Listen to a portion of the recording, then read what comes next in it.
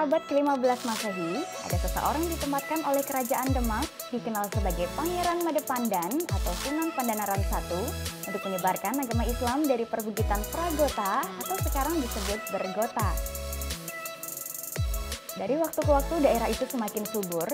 Dari sela-sela kesuburan itu, tumbuhlah pohon asam yang berbatang hitam seperti arang, atau dalam bahasa Jawa disebut asem arang, sehingga memberikan gelar atau nama daerah itu yang kemudian dikenal menjadi Semarang. Ada beberapa julukan untuk kota Semarang, salah satunya adalah The Port of Java. Wali Kota Semarang mengambil slogan pariwisata Semarang, The Port of Java atau Pelabuhannya Jawa, sebagai upaya pencitraan kota Semarang sebagai pusat pelabuhan Jawa. Karena setiap orang yang hendak pergi dari Jawa Barat ke Jawa Timur ataupun sebaliknya harus melewati dan singgah di kota Semarang.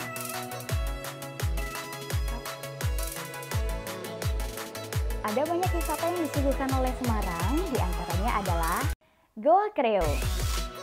Berjalan 40 menit dari pusat kota, Goa Kreo ini berlokasi di Kelurahan Kandri, Kecamatan Gunung Pati, Kota Semarang. Kata Kreo berasal dari kata Mangreho yang berarti peliharalah atau jagalah.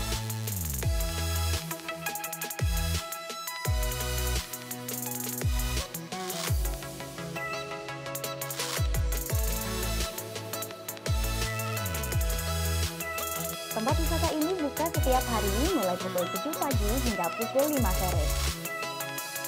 Perjuangan awal dimulai. Untuk mencapai mulut goa, pengunjung harus melewati anak tangga yang cukup banyak dan curam.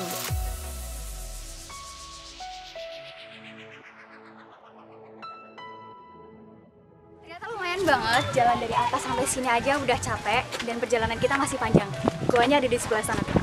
Sedikit melelahkan, tapi tenang, karena Goa Kreo ini kini berada di tengah-tengah waduk atau disebutnya Bendungan Jatibarang dan dihubungkan dengan jembatan non-artistik dari tepiannya.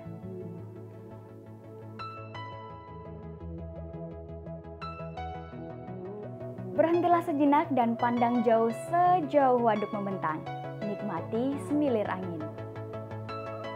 Dan jangan kaget, karena di sini bakal mulai disambut banyak kera. Nah, kera di Goa Kreo ini adalah jenis kera dengan ekor panjang atau dalam bahasa Latin disebut Macaca fascicularis.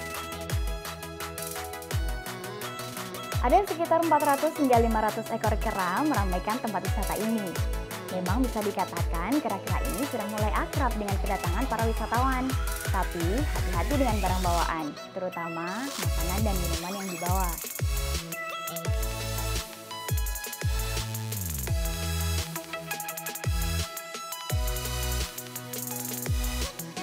Kalian, siapapun yang mau kesini kudu hati-hati banget karena keranya itu sensitif.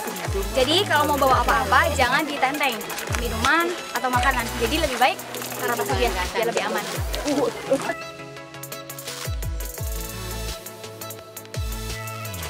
Nah, kalau udah ada di sini, kita bakalan ketemu sama dua jalur. Yang ada di kanan aku, ini kalian bakalan sampai ke hutannya. Kalau yang di kiri, itu bakalan sampai ke Goa Kreo-nya. Nah, yang orang nggak banyak tahu, ternyata Goa Kreo ini menyimpan sejarah keislaman tentang perjalanan Sunan Kalijaga. Goa Kreo ini diawali dari penyebaran ajaran Islam di Tanah Jawa, yaitu keberadaannya para wali di pesisir utara Tanah Jawa ini yang disebut Wali Songo. Beliau-beliau ini ingin membuat pusat penyebaran ajaran Islam di Tanah Jawa, yaitu tepatnya di Demak, itu di pesisir utara Tanah Jawa, dan kebetulan ada 4 wali ataupun 4 sunan yang mendapatkan tugas untuk mencari kayu jati untuk Soko Guru, ya, untuk Soko Guru itu tiang penyangga. Di situ ada Sunan Ampel, Sunan Bonang, Sunan Gunung Jati, dan Sunan Kalijogo. Dan kebetulan Sunan Kalijogo ini mencari kayu jatinya menuju ke arah selatan di Tanah Jawa. Setelah beliau berjalan dan mencari kayu jati ini menemukan kebetulan di atas bukit ini ada sebuah pohon jati yang besar dan tinggi. Kemudian setelah didekati mau ditebang, ini pohon jatinya ini pindah tempat ataupun ngaleh. Dengan ngalehnya pohon jati ini diserukan para pengikut Sunan Kalijogo ataupun penduduk yang di sekitar itu menjadi ngaleh-ngaleh, dan makanya sekarang di Kota Semarang itu ada Kota Jati Ngaleh. Itu kejadian dari pohon jati yang ngaleh, dan ngalehnya pohon jati ini arahnya ke barat daya, dan setelah dicari akhirnya ditemukan di Jati Kalangan. Kemudian didekati dan bisa ditebang sesuai dipotong sesuai dengan ukurannya yang mau dibutuhkan. Dan kebetulan dibawa melalui aliran sungai, dihanyutkan antara Sunan Kalijogo dengan para pengikutnya. Setelah kembali lagi ke kayu yang digenderkan tadi, ini nyangkut. Akhirnya sudah diupayakan, akhirnya wah iya, kesulitan ya, mengalami kesulitan. Sunan Kalijogo beserta pengikutnya akhirnya memutuskan untuk istirahat di atas bukit ini.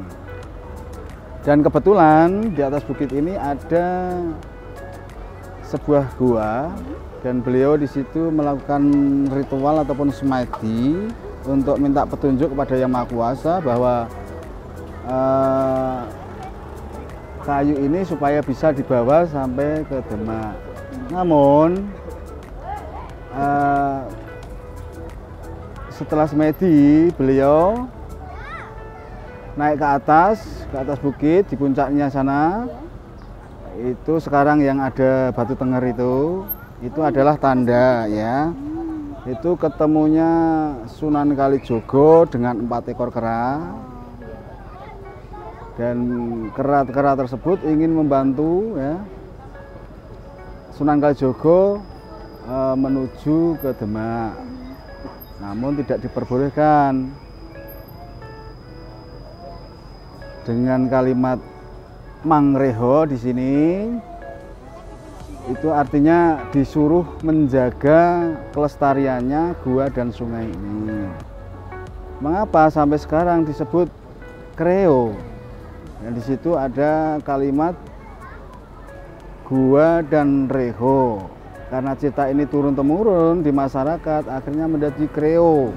Gua kreo, namun untuk kayu yang nyangkut ataupun terjepit itu akhirnya dipotong menjadi 2, dan akhirnya yang bagian bawah yang nyangkut ini masih di Kedung Curug sana, yang bagian atas bisa dibawa sampai ke Demak. Setelah setengah kayu berhasil dibawa ke Demak, akhirnya kayu itu dijadikan sebagai penyangga atau saka Masjid Demak sampai saat ini.